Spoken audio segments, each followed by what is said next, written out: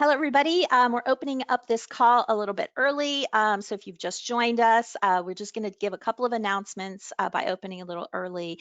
This helps us with some of our bandwidth issues. If this is your first ISPE webinar, my name is Barbara Peck. I'm the kind of the host of our webinar series. My job at ISPE is Manager of Community and Industry Recognition. While we're waiting, I do want to cover just some frequently asked questions we get around audio and connection issues. So first, if you are experiencing any sound or connection issues, we do recommend that you try using the phone dial-in. You can see if there is a local number in your area. If you click on the control panel under audio, there's a drop down that will show the phone numbers that might be available in your area. If you're able to dial in, it helps sometimes with some of those bandwidth issues. Today, our speakers are sharing their cameras, so we're going to hope that we don't have any of those lags. And if that does happen, we will ask everybody to kind of shut down their camera. So keep our fingers crossed that that everything works well for us today. I do want to say if you do call in using the phone dial-in, to make sure that you're using your audio pin that connects your web presence to your phone, and that helps us to let as many participants in as possible. Also, if you are able to use your hardwired internet instead of a Wi-Fi, that sometimes helps a little bit too. And in all cases, if it doesn't work, as your IT person would tell you, is you might turn it off and turn it back on, and sometimes that helps as well. So it looks like folks are starting to dial in. Our speakers are getting all ready to get started. So just a couple more items. We do get some questions about whether or not you receive the recording, and we do make sure to send that recording out within about 24 hours at the end of the session. We'll also be utilizing the polling feature as well as taking questions from the audience. So if you have questions for our speakers, please make sure to post them in the questions panel on the control panel. Also, if you want to direct a question to a particular speaker, make sure to include their name in that question. We're going to be opening here as folks dial in with just a quick poll. So yes, I'm sorry, it is the chat panel for the questions, not question panel. I misspoke there. So I think as we're getting started, we just want to know where everyone's coming to join us from today. And we have quite a few people registered, and we just want to see, where in the world are you from? Now, are you based in North America? Are you based in Europe? Are you in the Asia Pacific, Australia, New Zealand area? Are you in South America? Are you in Africa, the Middle East? So if you can give that check your answer. We'll leave this up until we get started at about 11:01. And then we'll show the results. So for those who are dialing in, I'm going to repeat some of those items. So apologies if you've heard them twice. If you are experiencing any sound or connection issues today during this session, we do recommend that you try using the phone dial-in if there's a local number available in your area. You can find the local number on the control panel under audio. It should have a drop-down menu for your area. It's not required though, so you do have a better connection with the computer audio, but we just like to give that as an option. If you are dialing in using the phone, please make sure to use your audio pin to match up your web presence with your phone line. And then I do have a poll up right now. So if you are just joining us, click on the area of the world that you are joining us from today. We just like to get a little idea of who's on the call with us, and to make sure that we can talk about everywhere in the world, that we don't want to be too focused in one particular area. So if you can select North America, Europe, Asia Pac, South America, or Africa, the Middle East. And we're going to get started here in just a moment.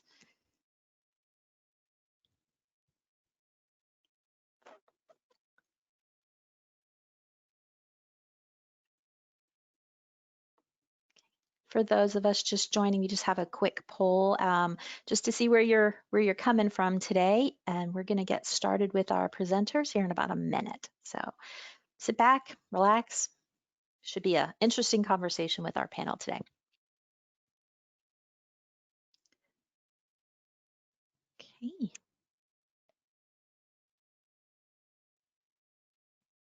It looks like we've hit the 11:01 moment when we start our session. So let's go ahead and close that poll, and we can see where everyone's joining us from today. Okay, got a pretty good mix between North America, Europe, Asia. So Hopefully everyone has had some coffee in Asia to keep you up. I know it's late for you today, as well as South America and Africa. So welcome to the session today. My name is Barbara Peck. Today's session is titled Creating a Vision of the Future and Evolution or Revolution of the Pharmaceutical Supply Chain, sponsored by ISPE.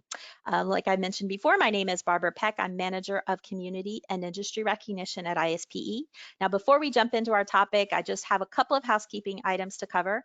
Today's session will be an hour and 15 minutes. We've extended this session to allow a little more time for questions with our panelists.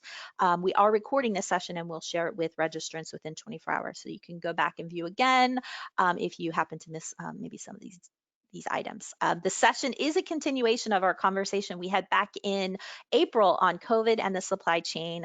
Hopefully after a couple of months of learning this new normal, we'll have some insights or lessons that we've learned, and also to kind of look forward to see what we have coming in the future. Now, we have looked at some of the questions you've submitted today, and also from our last session, so we'll be highlighting some of those themes. We have a lot of questions, so it's hard to get to all of them, but we'll just be making highlighting those main topics. But if you do have a question for our panelists, please make sure to enter it in the chat feature on the control panel to the right of your screen. With that, I would like to welcome our moderators today. We're joined by Nick Davis and Peter Bigelow. Nick is the managing partner of Virta Life Sciences, where he helps clients launch new products, establish and start up new manufacturing facilities globally, rationalize global manufacturing operations, close and sell manufacturing facilities. Peter Bigelow is the president of Excel Strategic Consulting, which provides consulting services in the area of drug development, outsourcing, and supply chain. In addition, they provide provide advice and support for M&A in the pharmaceutical services industry. So with that, I am going to pass it over to Nick. Nick, welcome to the session. Nick, you are muted. Oh, yes, I am. Sorry. Thank you, Barbara, for pointing that out, and welcome everybody to this session. Hopefully, it's going to be a very interesting subject, and we're going to get lots of great questions. And I know we've got a great panel to discuss the topic. I'm sure many of us have heard stories about the impact on the supply of medicines during this pandemic. Stories such as the Indian government delaying the export of critical APIs and some medicines, the delays in the delivery of key starting materials from China, the shortage of glass components for vials and syringes, all of which are clearly impacting the ability to supply medicines. And in addition to that, of course, there's mounting political pressure globally to repatriate manufacturing of key pharmaceuticals and biotech products back into the US and Europe. And we've also heard that the Indian government's desire to encourage the pharmaceutical industry in India to be no longer dependent on supply materials from China. That, along with the increasing digitization of the supply chain, and the data that's now available on the true demand for product and real sales, information coming from serialization globally and traceability, the potential impact of blockchain and Pharma 4.0, all point to a potential seismic shift in the way pharmaceutical products are manufactured and supplied to patients worldwide. This webinar will be in the form of a virtual panel and fireside chat, in which we explore the impact of these pressures and create a potential future vision for an evolution or maybe a complete revolution in terms of the pharmaceutical supply chain. However, before I introduce our speakers, what I'd like to do is to get some feedback from the audience on where you sit in the supply chain spectrum. I think we're going to put up poll number 2 now. Is that possible, Barbara? Hello? Yes, no? we're Nope. going to get that up and right. Just thank you. There we go. Oh, great. Thanks so much, Barbara.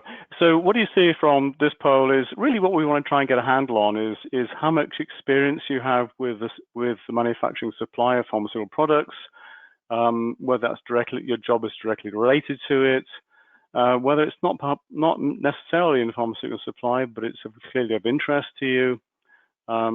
Again, if you're not directly involved in it, whether you've been affected by some of the disruptions perhaps.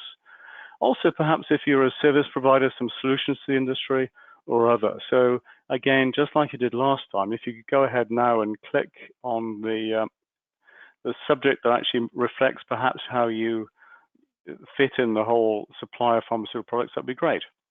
And we'll keep this up for a little moment or two, just for folks to give a chance to enter their responses.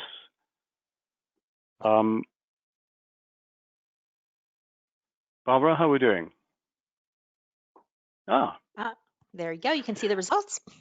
So not surprisingly, and I suppose that's the reason why you've dialed into this webinar, is a lot of you are actually directly related to the manufacturing supply of pharmaceutical and biotech products, which is fantastic. And hopefully, therefore, we're not going to bore you in this conversation.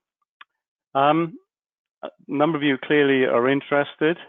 We've also got quite a few people who are service providers, whether that's in sort of consulting service or technological solutions or some other way associated with the supply. So again, welcome everybody. It's clear we've got a broad spectrum of expertise. I think one of the things what I now want to do is move on and introduce our panel. We've got a great panel for today's conversation, and the panel is made up of the following people. Doug Bryans, he's the founder of Balon Limited, LLC. Doug's done, you can see Doug at the bottom. Hopefully everybody can see us all. Gary Garwan, he's the president of Seraphin Life Sciences. So Gary, welcome. Rob Hanfield. Rob is the executive director and supply chain of Supply Chain Resource Cooperative at the Poole College of Management at North Carolina State University. So Rob, welcome. Ray Sisson. Ray is the principal of Excel Strategic Consulting. Ray, welcome. And last but not least, Rodney Martin, who's the Chief Digital Transformation Expert at TraceLink. So we've got a great panel, and we've certainly got a lot of experience in the industry, many years in the industry, very different spectrums, very different experiences. And so I think we were actually set for a really solid 50 minutes or so of great conversation. Each of our panelists will get some time to sort of introduce themselves and give their perspective on what they see currently happening in the industry, what the pressures are, how they see the future unfolding. And based on that discussion, we'll then take your questions. But before I pass over to the panel, what I'd just quite quickly like to give you an update on is the number of people actually dialed into this presentation and the countries they're from. So we've actually got over 600 people registered, which is fantastic. And they're from over 116 different countries. So clearly there's a large percentage of us, as we saw at the very beginning, are perhaps focused on Europe and North America. But we've also got a lot of people from everywhere else in the world. So one of the things that we'll be conscious to do is to try and make sure that our comments are not just sort of Europe, North America focused, but really are global in the context. So with that, Doug, can I perhaps introduce you? And Doug, if you just give a quick introduction to yourself and give us your perspective. Certainly, Barry. Thank you, Nick. Welcome, everyone. Good morning, afternoon, wherever you are in the world. Great to be part of the panel today. So my background, I spent 25 years in contract manufacturing with RP Shearer and latterly Catalent Pharma Solutions. I then left and set up my own company, and really I'm the founder, CEO, president of the company. It's a sterile fill finish business, and it's really focused on a recognition of the need to look at a shift in paradigm in contract manufacturing, looking at the future of how contract manufacturers can support innovators with capacity, partnership, joint venturing, capability, and a move away from, and I'm certainly not here to criticize any prior company, but just a shift in paradigm of how contract manufacturers have operated for the last 25 years. So just a few examples of that, looking to redesign facilities to be multifunctional, multi-flexible, whether it's different batch sizes, different capabilities, partnership opportunities, being willing to take risk, participate with companies in innovation, recognizing that drug developers are innovating some very great new products, great new product combinations, and these products only come to fruition if there is capacity, partnership, and capability available to bring those products to both through the development and then ultimately into the commercial pipeline. So Brylan has built a facility that is really designed for future drug development. We have a lot of capabilities as part of that, and we are very partnership oriented with our customers. Our customer base is global, from Japan to Europe, North America. The product types that are coming into our facility are wide and varied and reflect that there is some brilliant innovation going on in the world in drug development, and that innovation needs a platform to commercial, needs a platform for supply chain, and we are starting that activity to be, part of that domestic. I hope that you had ample opportunity, perhaps not ample, but good opportunity anyway, to discuss all three main questions. And I know it took a considerable. I'm not sure what that background noise is. If you're not speaking, you might want to mute. Yep. Sorry, Doug, go ahead. That's all right. So let me just finish up, my comments there, and I look forward to participating in the panel today. Great. Thanks so much, Doug. And I'm sure in today's world, you must be a very busy man. Yes, I am. Fantastic. Good. I spend a lot of time at the office. Oh, I'm sure you do, which is, as you see, the majority of us on this call are doing this call from home. So we're glad that we're glad that you're still out there filling as much sterile products as possible, because we know there's a huge demand for that currently. That's right. Especially for innovative products. Gary, can you perhaps give your perspective?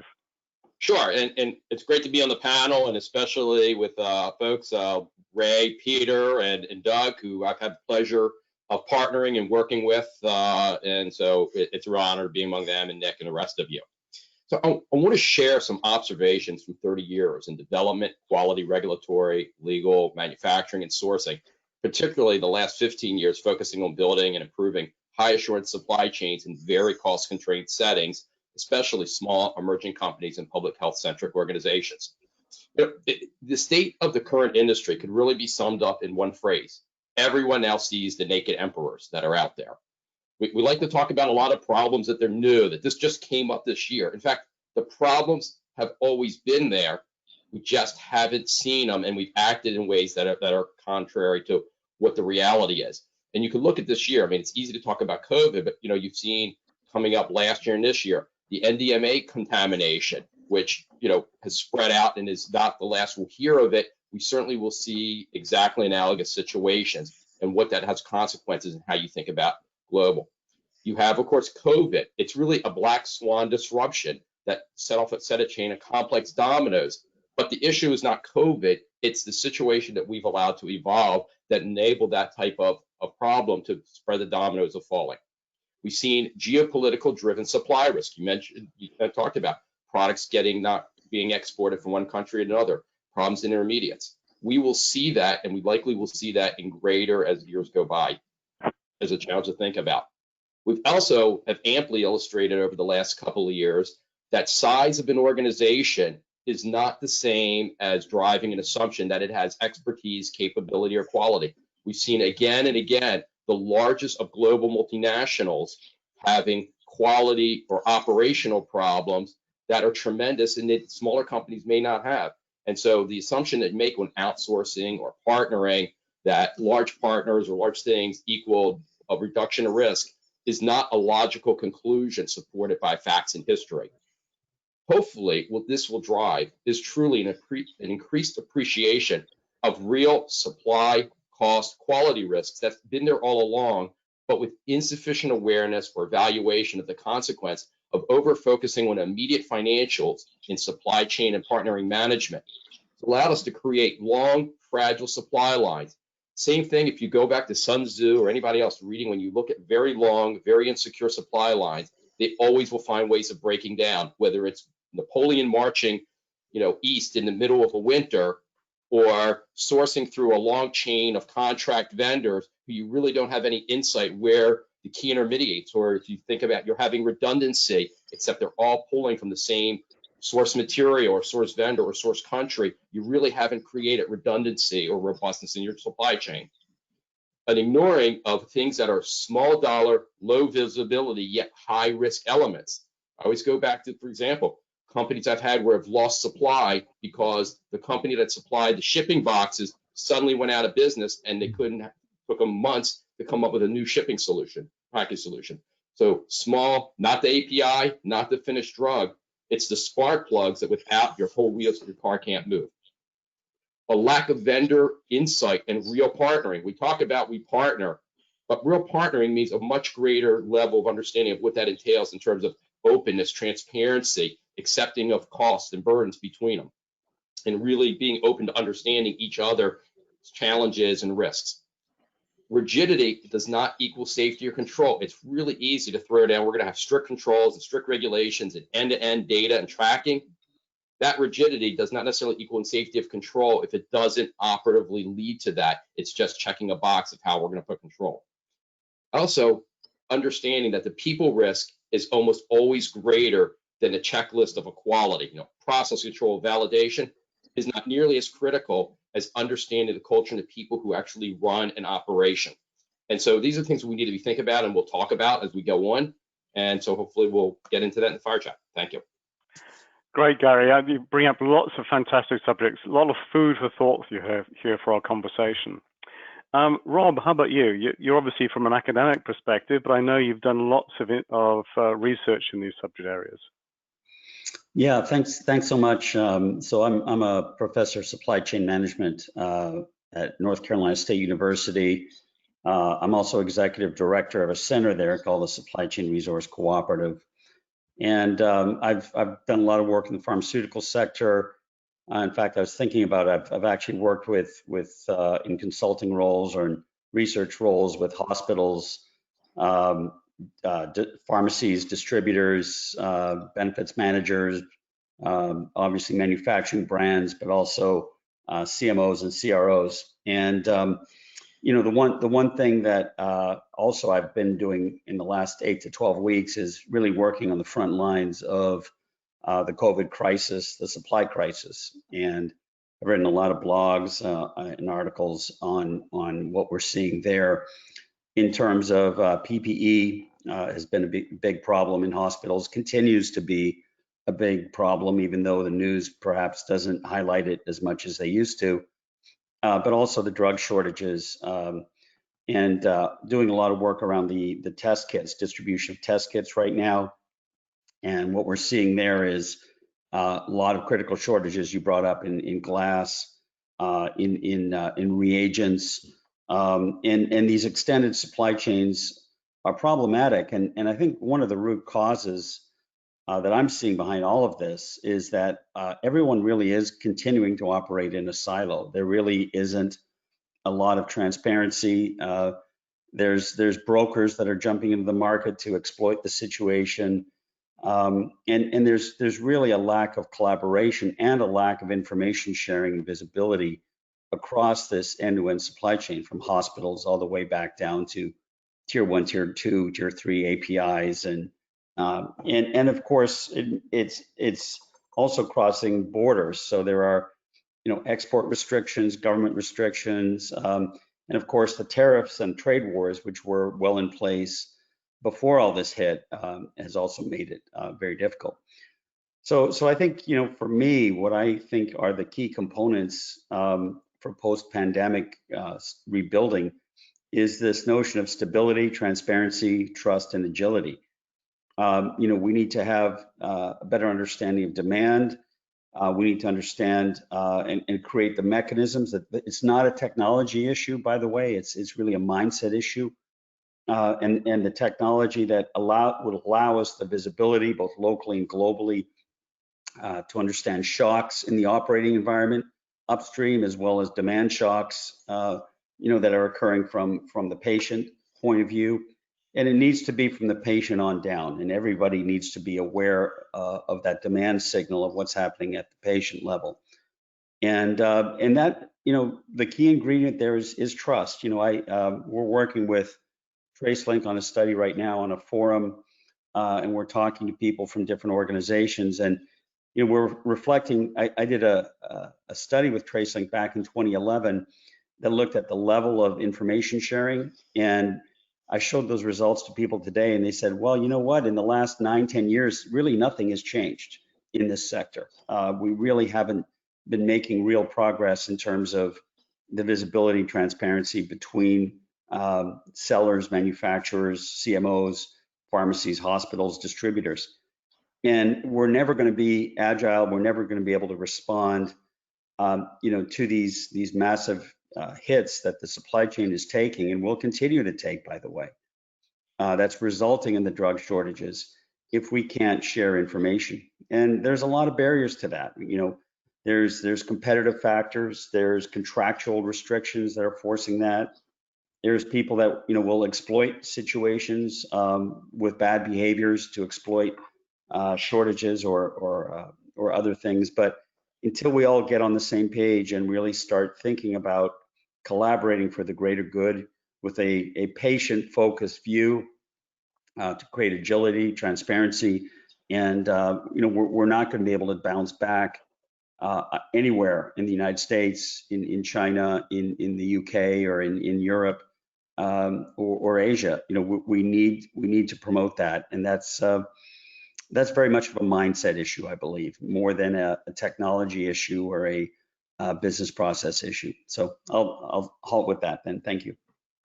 Rob, thank you so much. I mean, that's very insightful, and I think a lot of us will recognize the symptoms you talk about around lack of transparency and the sort of silo mentality that we've all been operating in for decades. And you just compound that with just the slowness of our supply chains and our ability to impact change, especially when people have got silos information. No wonder we're in the position where we are today. Ray, maybe you can give us your perspective. Yes, hello. As you can see, my name is Ray Cison. Firstly, I'd like to thank the members of this panel for inviting me to participate in today's discussion, and to the audience for taking valuable time out of their day to share our supply chain experiences during the current pandemic and how we see it shaping the future. A little bit about me. As a consultant, usually that's too vague a term, so let me give you a little bit of background. I built my consulting practice with Peter Bigelow at Excel, initially to bring buyers and sellers together in the CDMO space and manufacturing space. But over the last several years, we've progressed to setting up supply chain and supply chain strategy, sometimes including overall corporate strategy for our clients. So problem solving in supply chain and supply chain management in drug product development has been central to my practice from the beginning. My mantra with virtual companies has typically been, before you can do the science, you have to do business. So quick career overview. I started my career in the early 90s as a bench chemist and worked into formulations and process development, setting up the world's first cleaning validation program for American cyanamide as a tech services engineer. To move forward in my career, I led product development for IVAX in Miami, gaining the first generic approvals for Zantac and Taxol, among others, then helped start MDS Pharma Services in Tampa, now part of Lonza, followed by a few startup companies such as Microdose Therapeutics and Optinose in New Jersey here. I sold services for Patheon before setting up my own consulting practice in 2011. So this is what I believe I bring to today's panel, and a couple of initial thoughts. I've done deals from all sides of the table, and I aspire to see and solve problems from multiple perspectives based on my experience in big pharma, generic CDMOs, and startup companies. Now, going forward, I'd like to take this perspective into the next level, talk about how things are changing in the future. What are we changing, and how's that going to impact how we get from point A, whatever that is defined as being, to point B? How do I assess a situation? How do you create a strategy, and how do you execute upon that? Second, I understand that obviously while treating the patient is the goal of what we're trying to do here, you cannot forget that there are many stakeholders along the way. And if you start changing the number of stakeholders or who those stakeholders are, that changes the assumption of your entire supply chain. And that impacts how we talk about evolution versus revolution. And so for today, I'm going to put on the hat of the small development or clinical stage company. So we're not talking about supply chains that exist and need to be optimized. We're talking about, say, for instance, the Modernas of the world versus the Gileads, where they do not and have not really thought about supply chain, and yet they're being asked to create solutions, bring products to the market, having virtually no commercial experience. And what does that mean, and how do they make decisions based on where they stand today? I like setting up a framework that makes sense to me, and everybody is familiar with people, process, and systems. That's the basic 101 for any of us in supply chain. So using that, what if we change different assumptions about the people, the stakeholders? What do we do if our people can't even get to the facilities or are not available because they're sick, as we're seeing right now in pandemic? What happens when we change the processes? Right now, what can we learn, in fact, from gene and cell therapies? They've been trying to learn from traditional supply chain and then figure out how they build on that to bring new therapies to market. And for that, I'm talking about direct to patient and different types of logistics that are required for some of these things. And what can we learn about that as we deal with the future of supply chain in other aspects? What happens when we change the regulatory processes? What happens when government gets involved? What happens when they become a major stakeholder and investor in your company? Not just here in the US, but in any country. If the government is part of your decision-making process, do you make different decisions based on that? And then finally, systems. Define the problem, right? That's what we do in supply chain. We are where we are right now. We are facing a pandemic and we've seen the problems. So identify and define the problems. How are we going to solve them? What is like a URS, right? Like if we're going to build a new system around supply chain based on what we know now, what would that look like? And how can we use that to identify challenges? And I think that that's where I'd like to see how this discussion goes, and invite everybody to challenge each other on many of these fronts. So with that, I'll turn it back to you, Nick. Great, thank you very much. You've given us lots of food for thought here. I'm sure we can have a great discussion. So, and last but not least, Roddy, do you want to perhaps give us your perspective?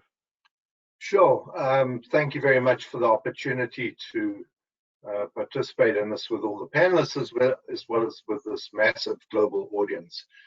So I'm Roddy Martin. I am an engineer by training. I speak funny. I come from South Africa. I have a different accent.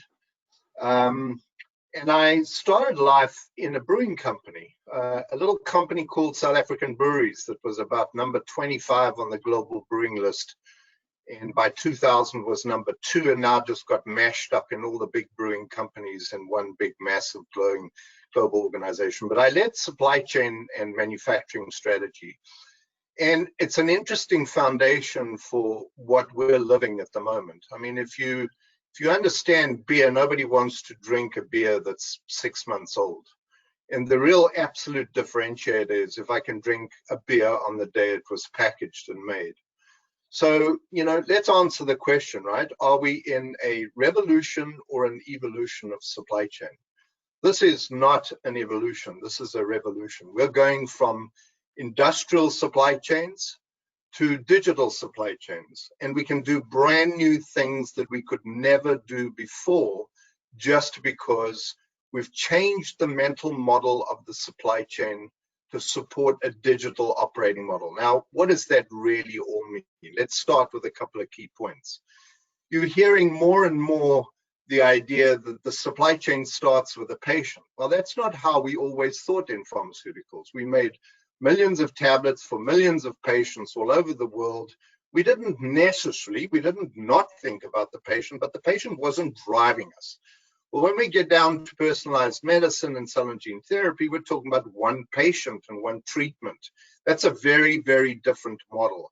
And there's absolutely no ways that we can scale the traditional life sciences and pharmaceutical supply chains down to that sort of cell and gene therapy, one patient, one treatment model. So this is a revolution. Analytics is allowing us to look for questions and patterns that we never even knew we could answer. Not answer questions that we know we had, how many, how much, how many times did this break? That's old hand. Now, I've had the privilege of working with some really special consumer electronics and consumer goods companies. For 10 years, I was the trusted advisor for Procter & Gamble. Now, I got to rate them as one of the best consumer goods companies, supply chain companies in the world. Why? Because their CEO defined what he called the moment of truth for Procter & Gamble. And I would argue this is where we need to be thinking in pharmaceuticals. And the moment of truth for Procter & Gamble is the product is on the shelf when we say it's on the shelf. Now, think about how we do that in pharma. We do it with 300 days worth of inventory, loosely, right? Obviously, on average. We flood the market with our products. We don't have one product available for that patient at that point in time. It's really difficult to be able to achieve that. So my point about this being a revolution is, we're on the Zoom call not because we all want to be on the Zoom call. We were told to stay at home. And so that's fundamentally changed our behavior. I just did a call with an ex-CIO of J&J this morning who said, CIO said, oh my gosh, how are we ever going to revert to this digital virtual operating model? Within 1 to 2 weeks, they all said, it's amazing. Our businesses have all just adapted to this digital model. And I think that's where we are in pharmaceuticals. I think we're at a point, there's no return. We've now learned to do things digitally that we can never do before. And I think work practices have changed forever. So what are the kinds of big changes that I see? And by the way, one of them is the reason I joined TraceLink. If you think about the traditional healthcare supply chain, when I say healthcare, I mean all the way from hospitals and patients, all the way back to the CMOs that Douglas talks about. What were they before? Many different systems, different data, different standards, unable to exchange data, unable to see things upstream and downstream. We all know the MIT beer game, where you don't get to see more than one step upstream and one downstream. And as a result, we see all the speculation that happens.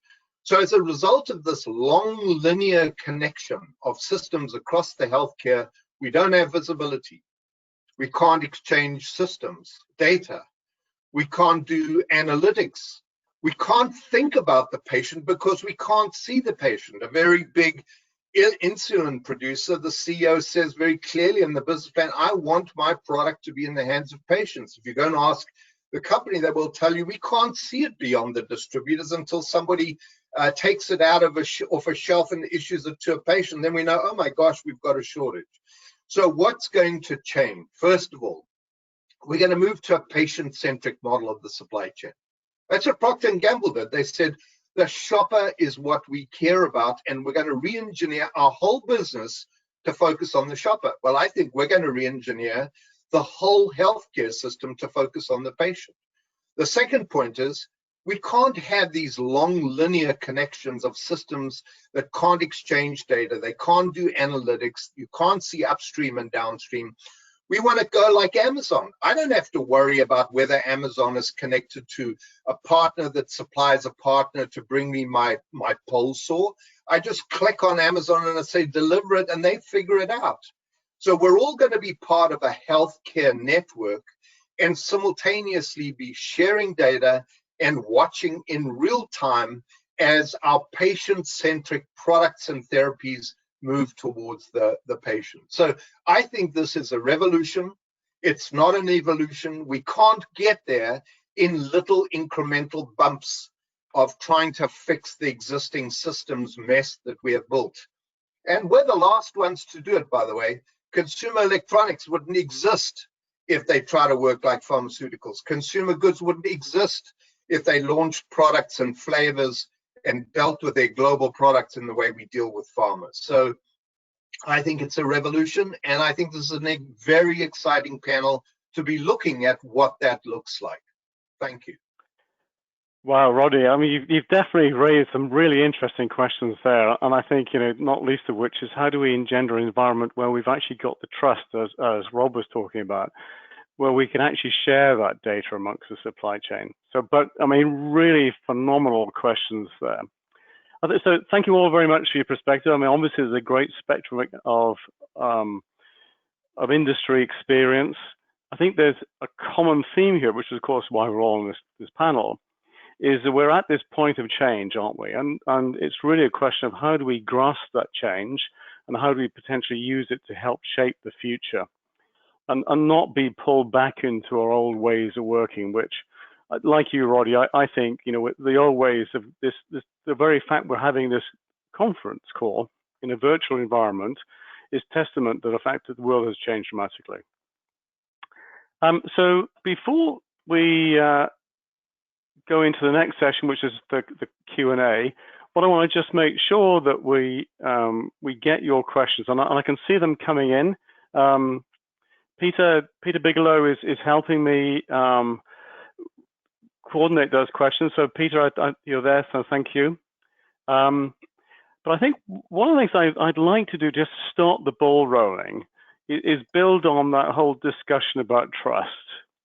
About the transparency of data, and so everybody knows what on earth is happening. And Doug, I mean, you're a CMO, and sort of I know you must suffer from not having true visibility of what your customers really want from you, and maybe have encountering this problem all the time. What's your perspective? What's happening currently, and how can we, as an industry, try and break down some of the barriers? And Doug, I think you're on mute. Yes, I am. I'm on mute. Thank you very much. So, I think part of the experience and part of the Brylan philosophy is touching a lot of things that the panel has already touched on and discussed, and it's changing the paradigm of the contract manufacturer to be an open, honest, and partner with the customer and with all the other pieces of the supply chain required to put in hard assets to manufacture that product. And the focus is about getting the product to the patient, not about utilizing my assets, not about hiding my regulatory history. Those are old paradigm issues that stop progression within the contract manufacturing arena. It's about saying to the customer, come on in, let's not talk numbers, let's talk about what you need for your product. And I can tell you some of my customers struggle with that concept because that's not what they're used to. And so if we are going to bring new innovation to the market, it can't start with a closed discussion. It has to start with a very open discussion. This is what Brylan is. This is what we are trying to do. How do we help you get your product to market? That has to be the starting point. And then, and particularly, so if I take some of my examples of what that means, right? So we fill vials, syringes, cartridges, intravenous bags, auto injectors, a very wide range of container types, probably more so than any other CMO, which is part of the supply chain requirement to look at what customers are looking for. Not a single filler of only vials, not a single filler of bags. Let's build capability that meets a broad range for the customer. So that's another starting point for that discussion. So the customer can come in and say, I have product X and it's for this purpose. And I can say, we can build you a user requirement for that product. That's the starting point for new innovation. Not, this is my asset, this is what I have, how do you fit this product into this facility? That's old hat, that's been and done. That's the last 30 years of contract manufacturing. So Douglas, could I chime in, Nick, and just make a comment? Absolutely. Please do, yes. I This is had a discussion, so sorry, go ahead. Yeah, I had the privilege of working through the consumer goods days when Walmart was the big gorilla, and whether you were a Tesco or whether you were a Walmart was all the same issue. And I remember the debate between P&G and Walmart about sharing data. And they said, there's no ways Walmart's going to share data and P&G is going to share data. Well, look what they're doing today. I mean, it's an absolute open funnel between the big retailers and the manufacturers. So let's take that same discussion into pharmaceuticals. Let's say, well, we got hung up on the privacy of individual patient data. Well, today with analytics, we can develop models of the data that hide the individual patient and don't disclose who the patient is, but we can collectively get insights from all that data that is massively valuable to the back end of the supply chain. And I think that's the kind of technology that's changing our capabilities and that allows us to be patient-centric and to drive supply from the patient need, not from filling up and using assets. It's a very interesting observation, isn't it? That I think a number of us who've been in smaller companies, or even large pharma companies, which is where I spend a lot of percentage of my time, we've all suffered from the lack of real transparency of what's actually happening out there in terms of sales and demand, and that translates into we can't give very good forecasts. They change. We build too much stock. We have stock outs, all the rest of it. So I know we talk about this ability to have access to the data, but how do we break through and encourage people to share that information? And Rob, I know you've been doing looking at this area. Have you got any thoughts around how people can share and actually encourage this environment of trust? Yeah, well, I think I always think of trust as a series of small promises kept, right? It occurs over time, and it's based on your actions, and it requires vulnerability, obviously, and vulnerability is an important component of trust. I think that the trust issue comes up largely because of contractual requirements that our contracts are very they're not trustworthy. They implicitly assume that the other party's going to screw us over, right? Yeah. And so there's no component of how do we deal with issues when they come up. How do we get out of problems when they occur? How do we deal with force majeure? I'm sure we're going to see a string of force majeure lawsuits coming out of the COVID crisis. But I think what it also requires is just people to communicate and to identify what they're going to do with the information if they have it. I spoke to a very large pharmacy chain, and they said, what we would want to know is if there is a disruption somewhere in the supply chain in Asia, we're not getting information from our distributor, we're not getting information from the manufacturer, so we have to guess. And what would we do if we had that information? Well, we would put in some conservation processes. We would use less of that medicine. We try to find a substitute, or we would look at alternative medicines that might be available, or develop alternative sources and inform our patients of that. The implicit assumption is if you have that information, you're going to use it. It's going to drive bad behavior. You're going to take advantage of it. You're going to exploit that information. You're going to hoard it and leave others, that without, so to speak. So I think we have to build trust slowly, and it has to occur through dialogue between individuals. People are operating supply chains. We're not just a bunch of machines that are ordering supplies, and we have to find ways to deal with these massive amounts of shortages that continue to plague our supply chains. I mean, there's so much inventory in the pharmaceutical supply chain. I think we have one of the lowest turns of inventory of any industry in the world. except maybe oil and gas. But there's plenty to go around. But the reason we're getting shortages is because we can't see it.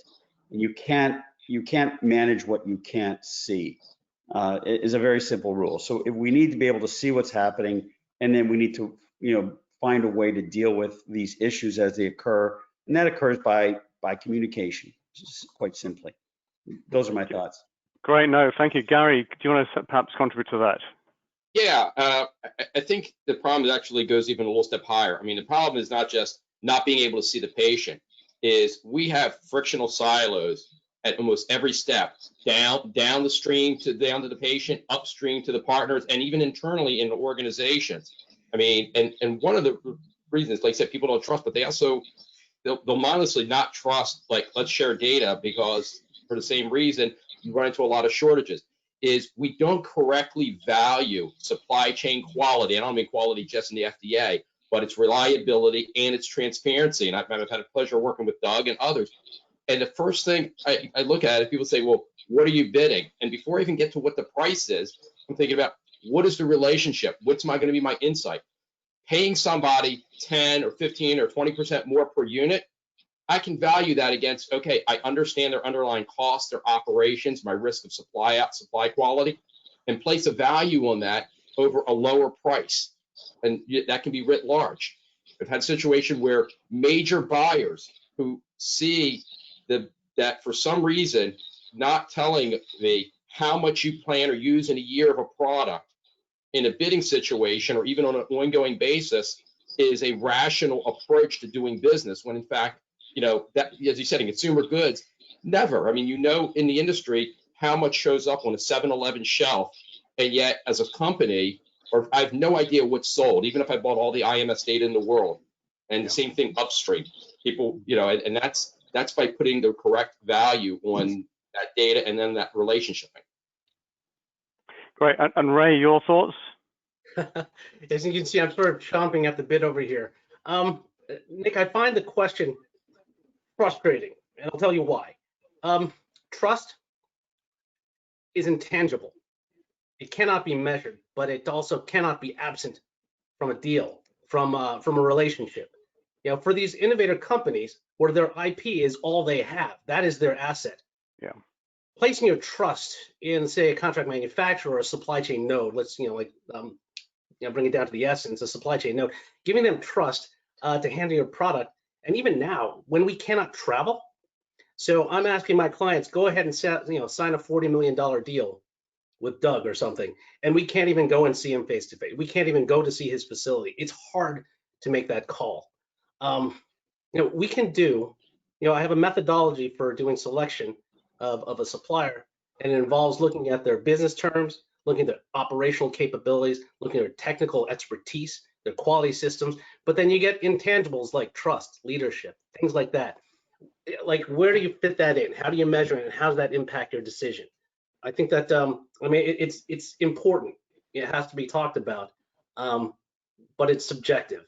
And as I've seen in recent relationships, can be lost at a moment when somebody does something that is a breach, just a clear breach. And it just, it pushes you to make decisions that are painful, that can be painful. Nick? No, I thank you. That I think trust is obviously, as you say, is critical in this industry, and access to data and sharing data is particularly important. I know, Roddy, clearly you're at the front end of data management business in terms of how you collect data and move it through the supply chain. Any thoughts there around how easy it is to get access to it? I think the point that Ray was making about just fundamental knowing how many down RX scripts of your product was actually sold that week seems elusive, especially when you think globally. Yeah, I love the point that Ray raises, because interestingly enough, I heard exactly the same debate in the consumer goods industry, right? Walmart doesn't trust any supplier shipping into Walmart, and the same with Tesco, wherever you are in the world with the big retailers. So how do we get to something you can measure? How about let's measure patient on time in full? I mean, we all know in the supply chain that we're only in supply chains to get an on time in full therapy to a patient when they needed it and where they needed it. So let's start off with a basic piece of data that says, what do our on time in full statistics look like? And let's segment them down as much as we can, because we don't have to compromise patient functionality or privacy, and then walk back down the supply chain and find out where this on time in full is broken down, because then we've got some physical hard points as to where it got stuck. Did it get stuck in logistics because of a cold chain? Did it get stuck in wholesalers and distributors because they're speculating with pricing? Did it get stuck between a brand manufacturer and a contract manufacturer? So that data is available. I mean, this is what IQVIA and many of the downstream partners are collecting and modeling. And even if we know a high level of perspective on what that on time and full looks like, we can start actioning it. When we say let's trust each other, it's too big a challenge to take on. When you say, how do we improve on time and full at a particular hospital by 10%, because here's where it's breaking down, we've got something physical that we can go and deal with. Absolutely. I think we could probably spend the next 2 or 3 hours talking about this subject. But what I want to do is sort of shift a bit and think about some of the other topics we've discussed at the very beginning. And those are perhaps looking at the pressures we're seeing, or the political pressures to repatriate manufacturing, to take it back from this global supply chains that we've all built over the last 20, 30 years or so, but then bring it back into the US or Europe or maybe into India or wherever it might be. So what are your thoughts around that? I know, Gary, at the very beginning of this conversation, you and I were having a discussion around that. Gary, do you want to just lead off this discussion? Yeah, and this is Peter. This is Peter, Nick. Just to put a finer point on that, we are having a lot of questions about, what does the future look like? How much regionalization will really be a result of the COVID-19 pandemic and the political pressures? And thank you, Peter. That's exactly the sort of subject. So, Gary, if you can perhaps take that. Yeah, so whether it's COVID, geopolitical, or just fundamental nuts and bolts, we really got to stop with the mantras and think about it from the basics. You can call it repatriation or moving, but what has evolved is a lack of supply diversity and true visibility. And so it shouldn't be about we're just going to reflexively, well, let's just move it back to the US or Europe, but actually a true understanding of how to build real redundancy and diversify risk. It doesn't help you to bring API to the US or Europe if you have a sole choke point in intermediate or a chemical or a poor raw material. So the insight that has to go to is how do you build and how do you place a real economic value on the supply chain's ability to withstand what always will eventually happen. Don't know what it is, it will eventually happen that you will hit a choke point. And so from an engineering process, understand those choke points, and we need to focus on building the diversity to be resilient around them. And that takes data, that takes trust. And I think that so building on that, and I think it comes to this discussion around, is it a rational or a political decision, as we were discussing earlier. Rob, I know you've been looking at this whole question as well. What's your thoughts? Well, I think there definitely is going to be some localization of, of different types of raw materials, different types of production elements. There's already, in the U.S., there's the Democrats have a bill to do that. There's also been, some presidential orders around that.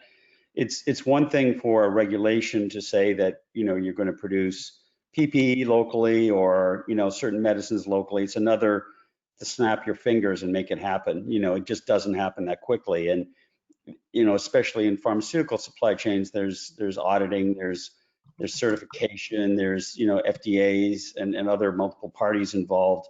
So it's going to take time, but I think there's no question there's going to be some localization. We might see, we might even see, in fact, some regionalization. You might get a trade bloc, the U.S., Mexico, and Canada, maybe the EU and Eastern Europe, and maybe Southeast Asia and India. So you might start to see these regional trade blocs starting to occur.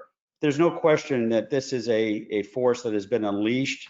We're going to see a lot of manufacturing coming back to host markets. And I think that'll be good for supply chain people in general. I mean, you won't have as much stuff floating around in the ocean somewhere trying to find it. You'll have greater visibility, better communication, better working capital. I think there's a lot of benefits to that. So I think that's what we're going to see here. It might take the 2 to 5 years. I think we're going to start to see that start to occur.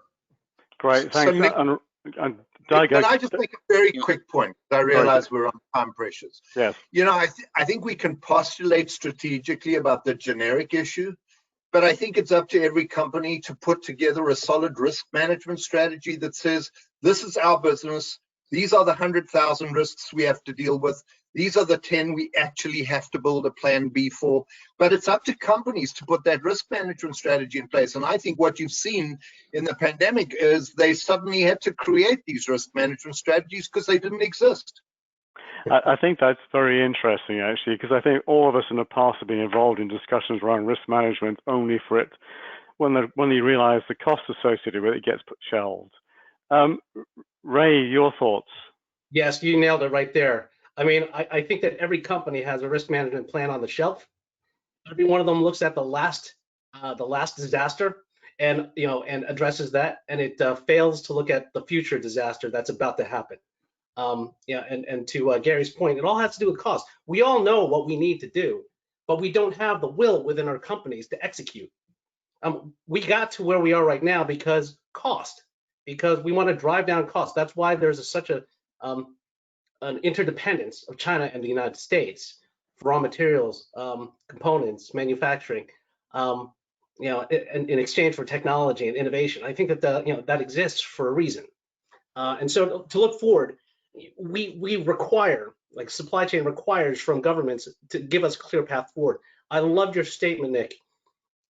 Rational versus political decision, as if they're entirely different and separate. But unfortunately, there's a lot of truth to that statement. So, I mean, the supply chain of the future, I want to focus on, okay, what's it going to look like? Supply chains react to the situation. Supply chains and business in general hates uncertainty. When that point of certainty comes, and if that certainty is that there will always be geopolitical grievances and conflict between different countries, and that's always going to be a thing, then we will have to find a way to repatriate or say nationalize or risk manage to make sure that we have supply and consistency of supply. I've heard people call it China +1 is one approach. It's there. There's nothing revolutionary about that. It's just implementing the risk management plan that's already on most people's shelves. And I suppose, Doug, for you, this could be good business if we had to bring it all back into the US. Yeah, absolutely. So I guess my view right now on all of this political versus rationalization and the conflation of those two things require the hard assets to land product in the United States.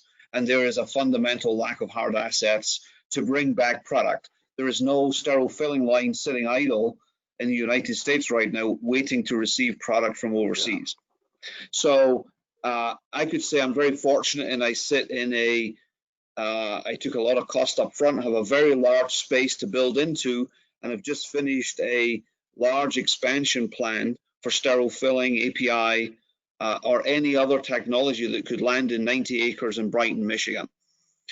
The question is who has the will and the money to actually do that, as I think everybody's alluded to that same point, right? So you have all of the politicians. In fact, we have a senator in Michigan who's a Democrat who's now stealing Mr. Trump's phrases around what it means to make in America for pharmaceuticals.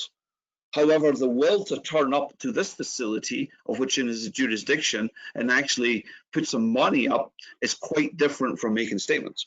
So is there an actual political will to invest hard government dollars outside of COVID to get vaccines to market, which we're part of as well, and that money's flowing very easily. But when you then take that off the table, which will occur in the next 24 months or so, as vaccines come through and immunizations happen, then where is the will to really execute against a strategy to put in hard assets? And is that going to be company driven, or is it going to be legislative driven through either monies and or change in policy to be able to bring product back and meet cost of goods targets or other targets that, quite frankly, the US couldn't meet, because if we did, people wouldn't have gone overseas in the first place. So, you know, that is part of the real challenge. So I would say that for those companies who are making decisions right now, it's not really about COVID. They've made decisions, business decisions, prior to the COVID situation that highlights the other parts of the supply chain that need to be tackled, whether it's international transit, it's shipping, it's border control, it's cold storage, it's the increase in costs of all of that combined. That means making my product overseas is no longer the same as it was 10 years ago, because I've added indirect costs as opposed to direct cost. And so those are already ongoing.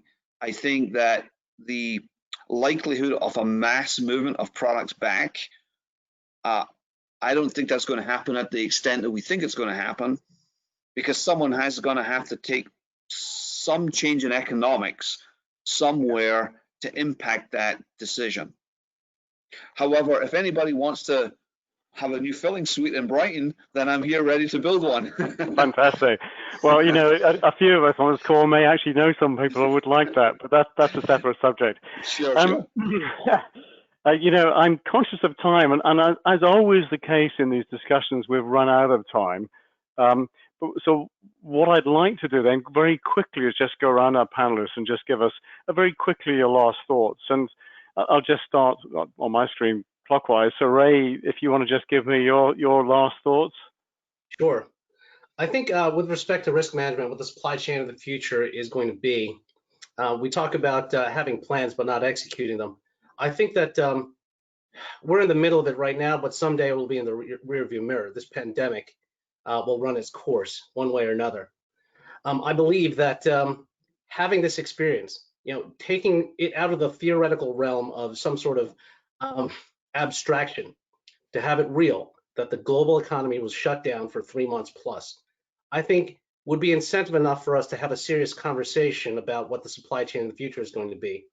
And I think that supply chain is going to look like, it's going to look like a combination of what we're already doing and innovation to bridge that gap. And that innovation is going to be investing in companies like Doug's and infrastructure within borders, and going back, unfortunately, to maybe a more colonial type of approach, where yes, there is a global market, but push comes to shove, we've got our partners, we've got our backups, and unfortunately, it's going to make everything more expensive because it costs money for us to maintain that type of a complex supply chain.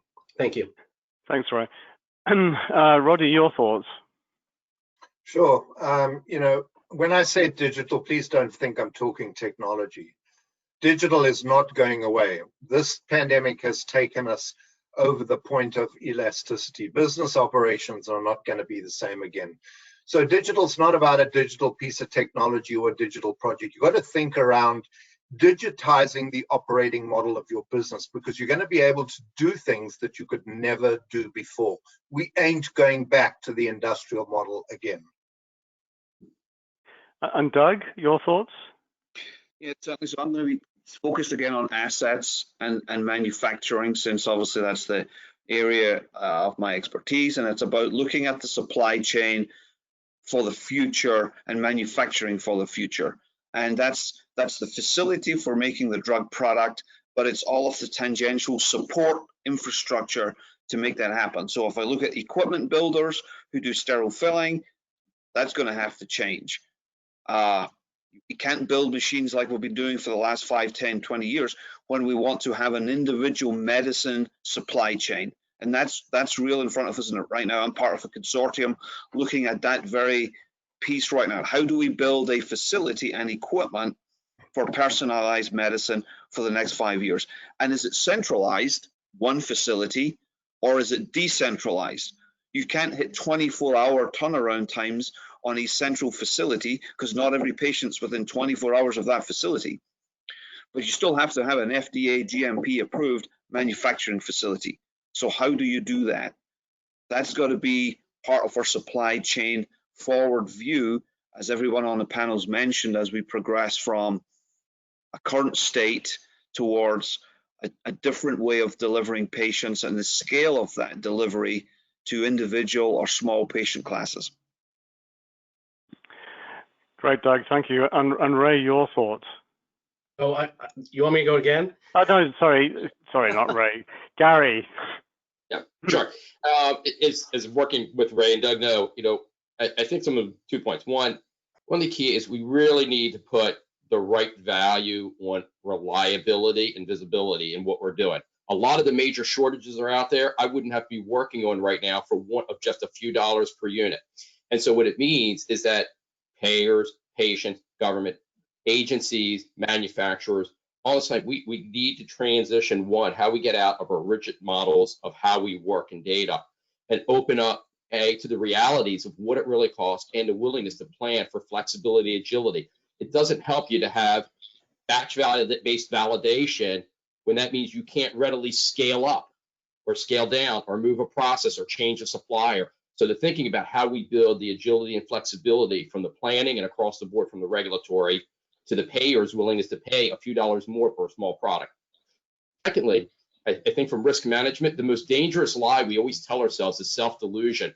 We spend a lot of time talking about putting these risk management plans up on the shelf, and risk analysis and abatement has to be a real engineering and people mindset. It's really generally now so much populated by creating dashboards and checklists and color-coded management table games that really don't look at what real risks from a fault and how we actually are making sure our chains are robust. And that has to change the mindset from that mantra of just saying risk management. And Rob, finally, what are your thoughts? Yeah, so I would say, what companies should be doing right now is really, creating a dynamic model of their supply chains from end to end. I think, for people who work in manufacturing supply chain, this is an opportunity to step up and, look at how you're performing, what issues may affect you in the short term, the medium term, and the long term. We are going to see more disruptions. It's likely there's going to be a second wave in various parts of the world. And so we're going to need to be much more resilient. I think, we have to build these relationships with our partners and customers at the executive level, and relationships are one of the most important investments against future disruptions. And then finally, I think companies should invest in their people because, again, your people understand how to deal with future disruptions. They need to be given the ability to act, to take steps to really rebuild redundancy and resilience in our supply chains. It's going to be a difficult, time-consuming, and costly effort, but the rewards and benefits of a more robust design and disaster-proof, system of manufacturing and supply, I think, will ultimately be worth it. Great, thank you, everybody. I mean, it's been an incredibly useful and incredibly interesting discussion we've had today, and as always, we've just completely run out of time. I think, Barbara, we've been getting questions as we've been going along, and I know Peter's been looking through these as well. So I think independently, we'll take those questions and respond to them. But you can tell there's a lot more to this subject than we can possibly hope to cover in just 50 minutes or so, or an hour, or however long we've been. So again, thank you very much. Hopefully, if you've enjoyed this conversation, it's been certainly I've enjoyed it. I think it's very insightful. And I'd also encourage everybody to, if you're not already an ISP member, to join ISP. You can see the level of debate that we get is great. And in particular, if you're interested in supply chain, I'd encourage you to join the supply chain and operations community of practice, where we discuss this very topic. And with that, Barbara, I'll hand it back to you. Thanks, Nick, and thank you very much for that plug about joining ISPE and our community. So good volunteer job there. I would like to say on behalf of ISPE, we extend our thanks to everyone who joined us today, to Doug, Gary, Rob, Ray, Roddy, Nick, and Peter, who is helping us with our questions in the background. I think this is a very important conversation, and it's definitely not going to be over, I think, anytime soon. So as we, learn more, I think we can, respond back, whether that's in blog posts or some other material material out to our participants in our membership. I would like to remind you that we have been recording this session, so we'll send it out to all the participants sometime tomorrow. And with that link, you'll have access for 30 days. After 30 days, it does go behind our membership on the membership part of our website, so you'll have access only as a member. So like Nick said, if you're not a member, now's a great time to join ISPE and have access to all of these great member benefits. Now, I would like to invite you, if you enjoyed the content today, that we have a lot of other virtual options that we've been producing from ISPE. We have our ongoing webinar series. We have another session next week, and the topic is improved process performance through implementation of rapid microbial detection methods. And this is a webinar sponsored by Charles River. It's going to take place on Wednesday, the 24th of June. And then we also have another panel discussion coming up in July, on July 7th, around the C&Q baseline guide. We had that a session last summer and had a lot of really great questions. So we've put together a panel who are going to kind of go into more detail about that new baseline guide. Registration for both of those are open, and they're both complimentary, so you can get registered at your convenience. And also like to point out that for our annual conference that we usually have in November, we have gone virtual, as everything in the world is virtual these days. So you should check out our conference calendar also for any other of our virtual meetings. And I would like to just remind you that as a member, you do have access to the community, the webinars, blogs, pretty much anything you need for your professional needs, and you can check those out on our website. And finally, just if you can give us some feedback about how you thought today's session went, please make sure to fill out our survey at the end, or you can send us some requests or feedback directly to our email at ispeak@ispe.org. Sorry. And we just hope everyone is staying safe and healthy, and we'll see you next time. So thanks, everybody. Have a great day. Bye. Bye for us. Bye from us. Bye-bye. Bye.